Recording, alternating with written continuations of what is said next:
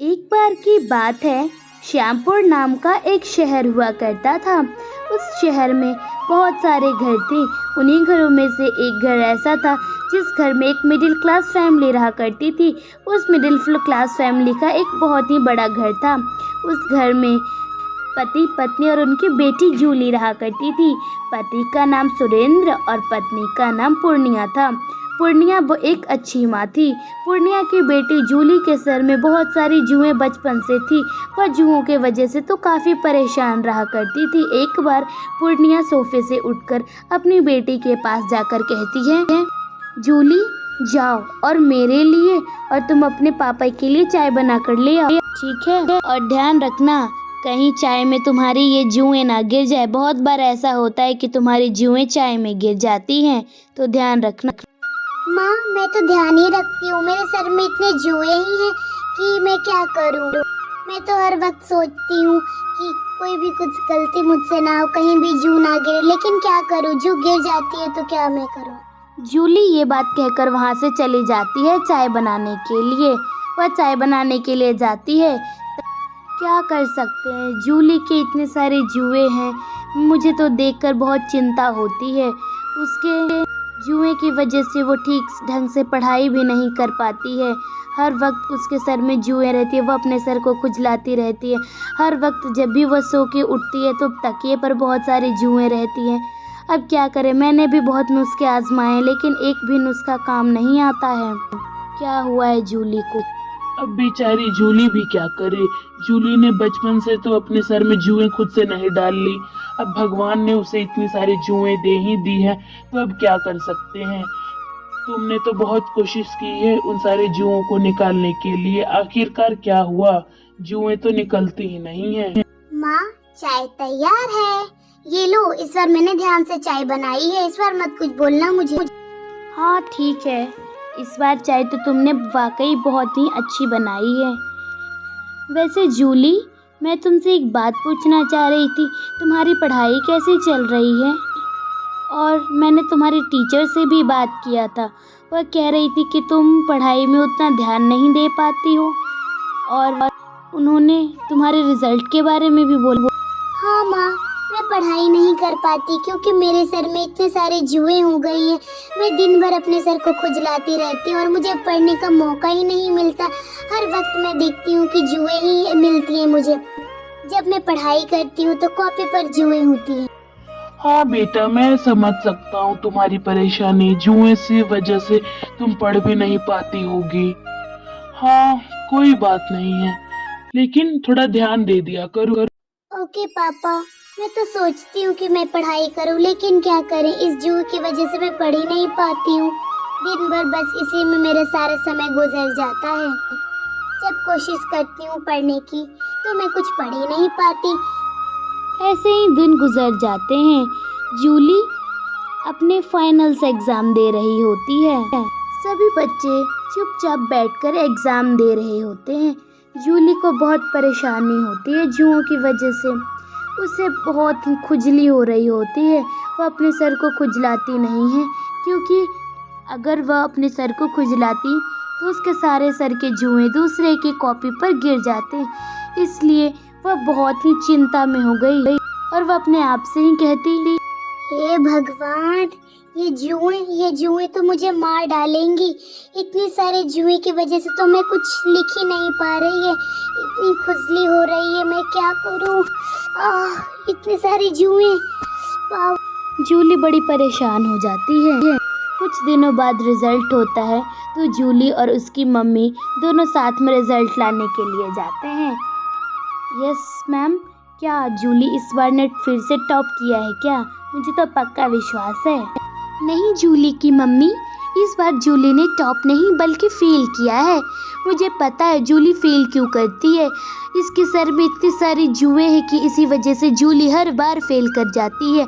आप इनके बारे में कुछ करती क्यों नहीं है? जूली एक बहुत ही अच्छी स्टूडेंट है। अगर इसी तरह से ये ना फेल होती रही तो ये बहुत ही लो स्टूडेंट हो जाएगी और ये इसकी पढ़ाई लिखाई भी छूट सकती है। आप ज़रा कुछ कीजिए, वरना ये हमारे स्कूल की बेस्ट टॉपर है। कहीं ये टॉपर से लूज़र ना हो जाए।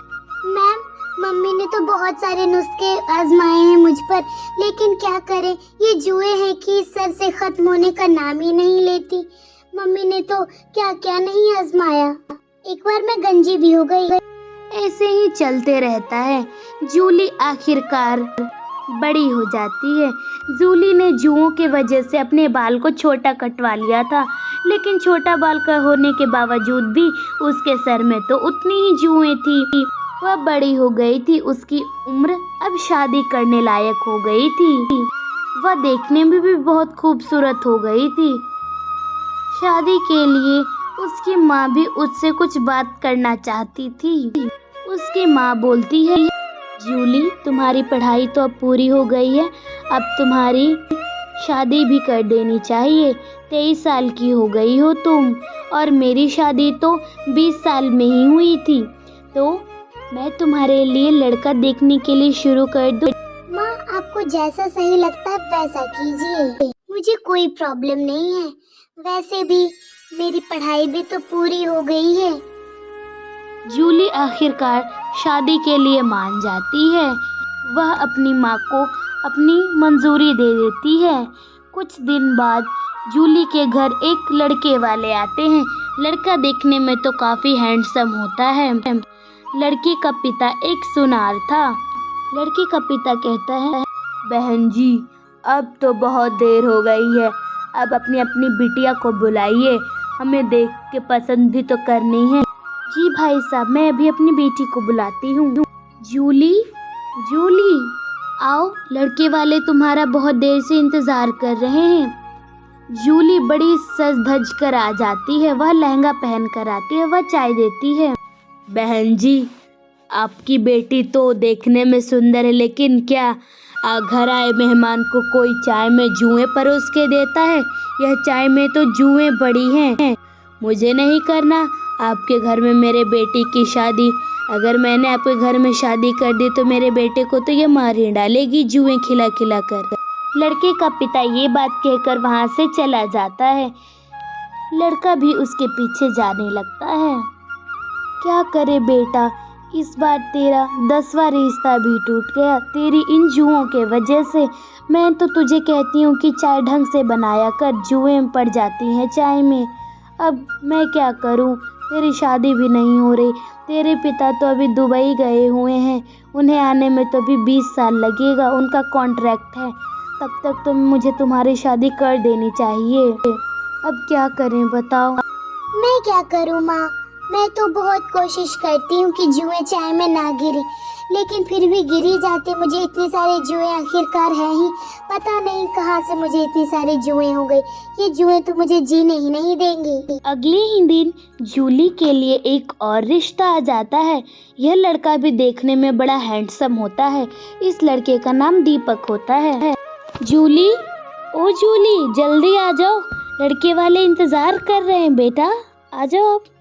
जूली की माँ पूर्णिया ये बात कहकर अपनी बेटी को बुलाती है। इस बार जूली साधारण कपड़े पहनकर चाय देने आती है।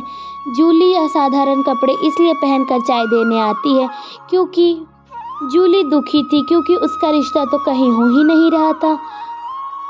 अरे बहन जी, आपकी बेटी तो देखने में बहुत सुंदर लग रही है, चाय भी बहुत मीठी बनी है, बिल्कुल आपकी बेटी के तरह। मुझे तो ये रिश्ता मंजूर है। वैसे भी मैं अपनी बहू को कोई काम धंधा नहीं करवाना चाहती। मेरी बहू मेरे ही घर में रहकर हम लोगों की सेवा करेगी। ये रिश्ता मंजूर है। जी बहन जी, अगर आपको ये रिश्ता मंजूर है तो मुझे भी कोई परेशानी नहीं है। अगर आप तो हम दोनों को जल्द ही अपनी बेटे बहू की शादी करवा देनी चाहिए। क्या कहती हैं बहन जी आप? मुझे तो 1 महीने के अंदर शादी करवानी है। आप जैसा कहती हैं मैं वैसा ही कर दूंगी। आखिरकार दीपक और जूली की शादी 1 महीने के अंदर हो जाती है। जूली अब जींस टॉप छोड़कर साड़ी पहनने लगती है। जूली की सास कहती है, बहू आज दीपक घर में नहीं है क्योंकि दीपक को एक बहुत ज़रूरी काम आ गया था, इसलिए ऐसा करते हैं कि तुम आज मेरे साथ सो जाओ। अगर अकेले तुम सोओगे तो तुम्हें डर लग सकता है। जी माँ जी, मैं आज आपके साथ ही सो जाऊंगी। वैसे भी मुझे इतने बड़े घर में बहुत डर लगता है। जूली और जूली की सास एक साथ सो जाती हैं। जूली के सर के सारे जुएं जूली के सर से हटकर जूली के सास के सर में सारी चली जाती हैं। रात भर होने के बाद जूली के सर से सारी जुएं निकल जाती हैं। मम्मी जी, आज मुझे बहुत ही हल्का महसूस हो रहा है। मेरे सर से तो लगता है कितना बड़ा पहाड़ निकल गया हो। मेरे सर से तो आज सारी जुएं खत्म हो गई हैं। मुझे तो बहुत हल्का लग रहा है। बहू, तेरे सर से तो जुएं खत्म हो गई, लेकिन तेरे सर की सारी जुएं मेरे सर में आ गई। देख, मुझे जुएं बहुत परेशान कर रही है। मुझे इतनी खुजली हो रही है और आज तेरी मुंह दिखाई भी होने वाली है। मुंह दिखाई में बहुत सारे लोग भी आएंगे। कोई बात नहीं मम्मी जी, मुंह दिखाई हो रही तो क्या हो गया, हम दोनों साथ में ही जाएंगे वहाँ पर। उसी दिन जब पार्टी होती है तो पार्टी में सबसे पहले जूली की दोस्त ही आती हैं। जूली की पहली दोस्त मेनका आती है और जूली के पास आकर कहती है पहले तेरे पास बहुत सारी जुएं थी, अब तेरी सास के पास जुएं सारी चली गई। बड़ा मज़ेदार जोड़ी है, जुएं वाली सास बहू। ऐ लड़की, तेरी हिम्मत कैसे हुई मेरी माँ के बारे में सब बोलने की? चुपचाप यहाँ से निकल जा। बड़ी आई मुझे बोलने वाली। तू होती कौन है मुझे ऐसा बोलने वाली है? मेरी सासू माँ को तेरी औकात क्या है? चुपचाप उल्टे पैर यहाँ से खिसक ले, वरना धक्के मार के निकालूंगी, समझी? आई बड़ी। जूली की दोस्त मेनका शर्म के मारे वहाँ से चली जाती हैं। तभी जूली की सास ये सब देखकर कहती हैं, मेहमान आते रहते हैं। जूली की सास ने ये सब सारी चीजें देखकर बड़ी भावुक हो जाती है। बहू, तूने ऐसा क्यों किया? मेरी वजह से तूने अपनी इतनी बड़ी, इतने सालों की दोस्ती तोड़ दी। मेनका तो तेरी जिगरी दोस्त थी ना, तो तूने ऐसा क्यों किया? मेरी वजह से उससे अपनी दोस्ती को तूने तोड़ दिया। बता, ऐसा तुझे नहीं करना चाहिए था। आखिरकार वो भी तो तेरी दोस्त है। नहीं मम्मी जी, दोस्त हुई तो क्या हुआ? कोई भी मेरे परिवार के बारे में अनाप शनाप बोलेगा तो मैं उसे नहीं छोड़ूंगी। मैंने बचपन से, मेरे सर में भी जुएं थे तो मैंने भी बहुत सारे ताने सुने हैं। अगर आपके सर में जुएं हैं तो मैं एक ताने भी नहीं सुनूंगी। सब्सक्राइब।